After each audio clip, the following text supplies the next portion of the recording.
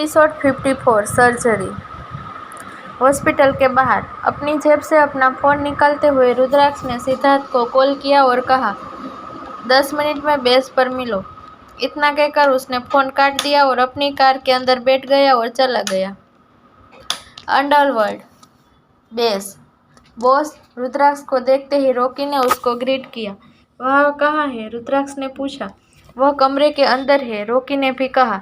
रुद्राक्ष ने अपना सिर हिलाया और पूछा, और कबीर कहाँ है? अपना सिर खुजलाते हुए रॉकी ने कहा, आपको तो पता है बॉस कि वह कैसा है। जैसे ही उसने सुना कि इस आदमी ने लेडी बॉस के साथ कुछ गलत किया है, उसने अपना कंट्रोल खो दिया और उस आदमी को टॉर्चर करना शुरू कर दिया। इसलिए मैंने उसे एक कमरे में बंद कर दिया। उसे छोड़ दो और मेरे पास लाओ। रुद्राक्ष ने कमरे के अंदर जाने से पहले कहा, जहां उस आदमी को रखा गया था। वहीं दूसरी तरफ हॉस्पिटल में आराध्या के वार्ड के बाहर खड़े होकर कुणाल अपने जीजू के बारे में सोच रहा था।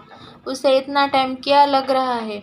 आराध्या ने कहा। कुणाल ने अपना सिर खुजलाते हुए कहा, दी, जीजू के पास कुछ इम्पोर्टेंट वर्क है, इसलिए उन्होंने कहा कि वो बाद में आपसे मिलने आएंगे। आराध्या ने कुछ नहीं कहा। Aaradhya, don't mind. असल में वह साक्षी जी ने कुछ कहना चाहा। आराध्या मुस्कुराई और कहा, मॉम, आपको मुझे एक्सप्लेनेशन देने की ज़रूरत नहीं है। बहुत देर हो चुकी है। आप सभी को घर जाना चाहिए। हम तुम्हें अकेला छोड़कर कहीं नहीं जाने वाले। साक्षी जी ने कहा, मैं अकेली नहीं हूँ, मेरे साथ डॉक्टर और नर्स भी है। आप सब मेरे लिए परेशान मत होइए, मैं ठीक हूँ। आप सब घर जाकर रेस्ट करो। आराध्या ने कहा। उसके सिर पर हाथ फेरते हुए नीरज जी ने पूछा, आर यू श्योर? आराध्या ने अपना सिर हिलाया। साक्षी जी ने आह भरी और कहा, मुझे लगता है कि मुझे रुकना चाहिए। मॉम, मैं ठीक हूँ, चिंता मत कीजिए, आराध्या ने कहा। तो साक्षी जी ने उसके सिर हिलाया और कहा, ठीक है, लेकिन अगर तुम्हें कोई प्रॉब्लम हुई तो मुझे कॉल करना। कुछ घंटे बाद जब रुद्राक्ष ने सुना कि आराध्या हॉस्पिटल में अकेली है तो वह जल्दी से वापस हॉस्पिटल पहुंचा। जब वो आराध्या के वार्ड के अंदर आया तो उसने देखा वह गहरी नींद में सो रही थी। रुद्राक्ष ने अपने वाइफ को शांति से सोते हुए देखकर एक गहरी सांस ली। फिर वो आराध्या के पास बैठ गया और उसके हाथों पर किस किया।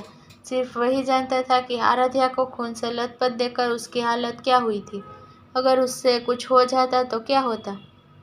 रुद्राक्ष का दिल आराध्या के लिए तड़प उठा। वह उसके साथ रहना चाहता था, वह उसे कसकर गले लगाना चाहता था, लेकिन जब उसे लगा कि वह उसको प्रोटेक्ट नहीं कर पाया तो वह वहीं पर रुक गया। अंदर ही अंदर खुद को कोसते हुए उसने धीरे से आराध्या का हाथ छोड़ दिया। फिर उसने आराध्या के फोरहेड पर किस किया और वहां से जाने लगा। जब रुद्राक्ष वहां से जाने ही वाला था तभी एक सॉफ्ट हाथ ने उसका हाथ पकड़ लिया। यह देखकर रुद्राक्ष वहीं पर जम गया। आप क्या सोचकर यहाँ से जा रहे हैं रुद्र? आप प्लीज़ मुझे यह मत कहना कि आप अपनी बीमार वाइफ को छोड़कर यहाँ से जाने की सोच रहे थे, आराध्या ने धीमी आवाज़ में कहा। लेकिन जब रुद्राक्ष ने कुछ नहीं कहा तो आराध्या ने मुंह फेर लिया और कहा, अब आप मुझसे बात भी नहीं करोगे? जरूर आपने अपने लिए एक नई वाइफ ढूंढ ली है ना? यह सुनकर रुद्राक्ष उसकी तरफ मुड़ा और कहा, मेरे पास पहले से ही दुनिया की सबसे ब्यूटीफुल वाइफ है, तो मुझे दूसरी वाइफ की ज़रूरत क्यों होगी? आराध्या ने उसे देखा और कहा, तो आप अपनी खूबसूरत वाइफ से मिलने क्यों नहीं आए जब वो आपको देखना चाहती थी? रुद्राक्ष ने अपना सिर नीचे किया और कुछ नहीं कहा। रुद्र, क्या बात है? आराध्या ने पूछा। मैं तुम्हें प्रोटेक्ट नहीं कर पाया आराध्या। मैंने तुमसे वादा किया था कि मैं सारी जिंदगी तुम्हें प्रोटेक्ट करूंगा, लेकिन मैं नहीं कर पाया। तुम्हारे साथ रहते हुए भी मैं तुम्हें प्रोटेक्ट नहीं कर पाया, रुद्राक्ष ने कहा। ओह, तो जब मेरे मिस्टर हस्बैंड गिल्टी फील करते हैं तो ऐसे लगते हैं? आराध्या मुस्कुराई और बोली। फिर उसने उसका हाथ पकड़ा और कहा, यहाँ पर बैठिए। अपनी वाइफ की बात मानकर रुद्राक्ष वहीं पर बैठ गया। आराध्या ने उसका हाथ पकड़ा और कहा, मेरी बात सुनिए रुद्र, इसमें आपकी गलती बिल्कुल भी नहीं थी। आपको पहले से कुछ नहीं पता था, इसलिए इस तरह अजीब बिहेव करना बंद कीजिए और मुझे मेरा मिस्टर हस्बैंड वापस दीजिए। ठीक है, लेकिन पहले तुम मुझसे प्रॉमिस करो कि तुम फिर कभी ऐसा नहीं करोगी। मुझसे प्रॉमिस करो कि तुम मुझे बचाने के लिए खुद को कभी चोट नहीं पहुंचाओगे। प्रॉमिस, रुद्राक्ष ने कहा। जिस पर आराध्या ने अपना मुंह फेर लिया और कहा, अगर फिर से ऐसा कुछ हुआ तो मैं वही करूंगी जो मैंने आज किया। तो आपने मुझसे क्या करने की उम्मीद की थी? क्या आप मुझसे यह उम्मीद की थी कि मैं अपनी आंखों के सामने उस आदमी को आप पर हमला करते देखूं? मैं ऐसा कभी नहीं करूंगी। मैं आपको दर्द में नहीं देख सकती, ठीक है? और अगर आज आपकी जगह मेरे साथ कुछ ऐसा होता तो क्या आप वहां खड़े होते और कुछ नहीं करते? फिर एक गहरी सांस लेकर उसने आगे कहा, नहीं, आप ऐसा नहीं करते। मुझे पता है, अगर आप मेरी जगह होते तो भी आप ऐसा ही करते, या फिर इससे भी कुछ ज्यादा। आई लव यू, रुद्राक्ष ने उसकी आंखों में देखते हुए कहा। इसमें आपको गिल्टी फील करने की कोई ज़रूरत नहीं है। हम शादीशुदा है और हमारा फ़र्ज़ बनता है हम एक दूसरे की हेल्प करें और एक दूसरे के साथ रहें और एक दूसरे को प्रोटेक्ट करें। इसलिए मैंने भी वैसा ही किया। आराध्या ने मुस्कुराते हुए कहा, तुम्हारी चोट कैसी है? अब भी दर्द हो रहा है? क्या तुम चाहती हो कि मैं डॉक्टर को बुलाऊं? रुद्राक्ष ने आराध्या की चोट की तरफ देखते हुए कहा, मुझे डॉक्टर की ज़रूरत नहीं है, मुझे अभी अपने मिस्टर हस्बैंड की ज़रूरत है, आराध्या ने कहा। फिर अपने पास की खाली जगह को थपथपाते हुए वह आगे बोली, आप मेरे बगल में सो जाइए। रुद्राक्ष ने अपना सिर हिलाया और कहा, तुम इंजर्ड हो और अगर मैंने तुम्हें चोट पहुंचा दी तो? अगर आप मेरे साथ नहीं सोएंगे तो कोई बात नहीं, मैं किसी और को ढूंढ लूँगी, आराध्या ने उसे टीस करने के लिए कहा। यह सुनकर रुद्राक्ष जल्दी से अपना सूट और कोट उतारा और उसके पास जाकर लेट गया। फिर उसने ध्यान से आराध्या के कमर को पकड़ा और उसे गले लगा लिया। आराध्या ने अपना सिर उसके सीने पर टिका दिया और पूछा, आज आपकी बॉडी से अजीब सी स्मेल क्यों आ रही है? कैसा स्मेल? रुद्राक्ष ने पूछा। आराध्या ने अपना सिर उठाया और कहा, खून की स्मेल। उसकी बात सुनकर रुद्राक्ष कुछ घंटे पहले की बातें याद करने लगा। कुछ घंटे पहले जैसे ही रुद्राक्ष उस रूम में आया जहाँ पर उस आदमी को रखा गया था, उसके एक्सप्रेशन डार्क हो गए। उस आदमी की तरफ जाते हुए रुद्राक्ष ने अपने सबऑर्डिनेट से कहा, कबीर कहाँ है? वह आ रहा है सर, सबऑर्डिनेट ने जवाब दिया। जब उस आदमी ने रुद्राक्ष को अपनी ओर आते देखा तो वह डर से कांप गया। उसके डेंजरस वाइब्स देखकर उसके चेहरे के पसीने आ गए। तुम मुझे यहाँ क्यों लाए हो? उस आदमी ने कहा। क्या तुम्हें नहीं पता कि तुम यहाँ पर क्यों हो? रुद्राक्ष ने पूछा। जैसे ही वह रुद्राक्ष की बातों का जवाब देने वाला था, अचानक दरवाजा खुला और रॉकी के साथ कबीर कमरे के अंदर आया। अब मैडम कैसी है? कबीर ने रुद्राक्ष को पूछा।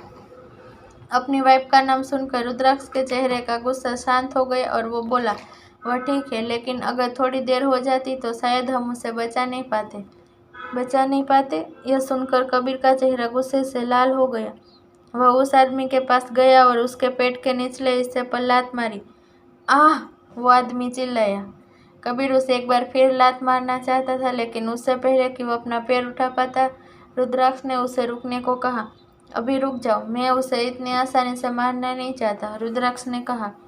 यह सुनते ही कबीर की आंखें चमक उठी। उसने बहुत दिनों से किसी को टॉर्चर नहीं किया था। उसके हाथों में खुजली हो रही थी। तो मैं जो चाहूँ वो कर सकता हूँ? कबीर ने पूछा। तो रुद्राक्ष ने कहा, हाँ, तुम कर सकते हो। फिर कुछ देर रुककर वह आगे बोला, लेकिन आज मैं भी तुम्हें ज्वाइन करूँगा। कबीर के साथ साथ रूम में मौजूद सभी लोग हैरान हो गए। रुद्राक्ष ने कभी अपने हाथों से किसी को टॉर्चर नहीं किया था। यह काम हमेशा कबीर ही करता था। बॉस, आपको यह सब करने की ज़रूरत नहीं है, कबीर ने कहा। क्यों? क्या तुम्हें लगता है कि सिर्फ तुम ही किसी को टॉर्चर कर सकते हो? रुद्राक्ष ने पूछा। कबीर ने नाम में अपना सिर हिलाया। रॉकी, क्या तुम भी हमें ज्वाइन करना चाहते हो? रुद्राक्ष ने पूछा। रॉकी ने सिर हिलाया। ठीक है, तो फिर हम रजत और सिद्धार्थ का वेट करते हैं। मैं चाहता हूँ वह भी हमारे साथ शामिल हो। रुद्राक्ष ने अपने होठों पर एक अलग ही मुस्कान लाते हुए कहा। अपने बॉस को इस तरह देखकर रॉकी एक पल को डर गया। आह, यह तो और भी मज़ेदार होने वाला है। कबीर ने अपने दोनों हाथों से ताली बजाई और एक्साइटेड होते हुए बोला, किसी से कुछ एप्रन, ग्लास और सर्जिकल इंस्ट्रूमेंट लाने के लिए कहो। रुद्राक्ष ने ऑर्डर दिया। रॉकी ने अपनी भुएं उठाई और पूछा, बॉस, इतना तो समझ गया कि आप एप्रन और ग्लोव्स का क्या करेंगे, लेकिन सर्जिकल इंस्ट्रूमेंट? इस पर रुद्राक्ष ने हंसते हुए कहा, जब मैं छोटा था तो मैं हमेशा एक डॉक्टर बनना चाहता था, लेकिन क्योंकि मैं तब छोटा था तो मैं बस अपने टॉयज को ही काट सकता था और उसे वापस स्टिच कर सकता था, लेकिन मैंने कभी इंसान पर यह ट्राई नहीं किया। आज सोच रहा हूँ इंसान पर भी क्यों ना ट्राई कर लिया जाए। रॉकी और वहाँ पर खड़े लोग रुद्राक्ष की बातें सुनकर डर गए। आज बहुत डेंजरस लग रहा था रुद्राक्ष। बॉस बॉस, मैं भी एक सर्जरी करना चाहता हूँ। दूसरी तरफ कबीर उछलते हुए बोला। रुद्राक्ष ने हंसते हुए कहा, हाँ, लेकिन तुम्हें दूसरा इम्पोर्टेंट काम करना है। यह क्या है? कबीर ने पूछा। स्टिचिंग, रुद्राक्ष ने कहा। सबकी कन्वर्सेशन सुनकर उस आदमी का चेहरा पीला पड़ गया। आप किस बारे में बात कर रहे हैं? उस आदमी ने पूछा। कुछ खास नहीं, बस हम तुम्हारी एक सर्जरी करने का प्लान बना रहे हैं, कबीर ने लापरवाही से जवाब दिया। आदमी ने सदमे में अपनी आंखें चौड़ी कर ली। वह आज मरने वाला था और उससे बात का यकीन था। उसे खुद को बचाना था, इसलिए उसने रुद्राक्ष को सब कुछ बताने का फैसला किया। उसे उम्मीद थी कि अगर वह रुद्राक्ष को सब कुछ बता देगा तो शायद वह उसे माफ कर देगा। रुद्राक्ष के पैरों के पास आते हुए उस आदमी ने कहा, mister Singhania, I am sorry. मेरा मकसद आपकी पत्नी को चोट पहुंचाना नहीं था। तो फिर तुम किस पर हमला करने की कोशिश कर रहे थे? रुद्राक्ष ने पूछा। वो रुद्राक्ष का नाम लेने ही वाला था कि उसने वह शब्द वापस निगल लिया और कहा, यह विशाल सर का ऑर्डर था। रुद्राक्ष ने अपने भुएं उठाई और पूछा, और वह आपको मारना चाहता था और अंडरवर्ल्ड का किंग बनना चाहता था और सिंघानिया इंडस्ट्रीज को भी अपने कब्जे में लेना चाहता था। और वह आदमी अपनी बात पूरी करने से पहले रुक गया। आगे बोलो, रुद्राक्ष चिल्लाया। वह आपकी मौत के बाद आपकी वाइफ को यहाँ पर लाना चाहता था और उसे अपनी रखेल बनाना चाहता था, उस आदमी ने कहा। आह! जब रुद्राक्ष ने आराध्या के लिए यह शब्द सुना तो वह अपने गुस्से को कंट्रोल नहीं कर पाया और मेज पर रखे चाकू को उठाकर उसने उस आदमी पर वार कर दिया। रुद्राक्ष कुछ कह नहीं पा रहा था कि सिद्धार्थ और रजत वहां पर आ गए। जब सिद्धार्थ ने खून से लथपथ आदमी को देखा तो उसने कहा, मैंने सोचा था कि जैसा तुमने कहा था कि तुम हमारा इंतजार करोगे। कबीर ने उसकी चीखें सुनना चाहता हूँ, रुद्राक्ष ने ऑर्डर दिया। यह सुनकर कबीर के होठों पर एक बड़ी सी मुस्कान आई और उसने उस आदमी को टॉर्चर करना शुरू कर दिया। पूरे कमरे में उस आदमी की चीखें गूंज उठी। रुद्राक्ष वहां से एक बार भी नहीं हिला। वह वहां खड़ा होकर उस आदमी को घूर रहा था। वह आदमी लगभग अधमरा हो चुका था कि तभी रुद्राक्ष ने कहा, बस हो गया, उसे जिंदा रखो, हमें अभी भी एक सर्जरी करनी है। कैसी सर्जरी? सिद्धार्थ ने पूछा। हम आज डॉक्टर बनने जा रहे हैं, रुद्राक्ष ने बेफिक्री से कहा। मेज पर 2 बैग रखते हुए रॉकी ने कहा, बॉस, ये है वो चीजें जो आप चाहते थे। बैग खोलकर रुद्राक्ष ने रजत और सिद्धार्थ को ग्लव्स और एप्रन दिया और कहा, पहले इसे पहन लो, हमारे पास ज्यादा टाइम नहीं है। तो आगे क्या होता है स्टोरी में जानने के लिए सुनते रहिए। My hearts belongs to you. मिलते हैं अगले एपिसोड में, तब तक के लिए बाय बाय।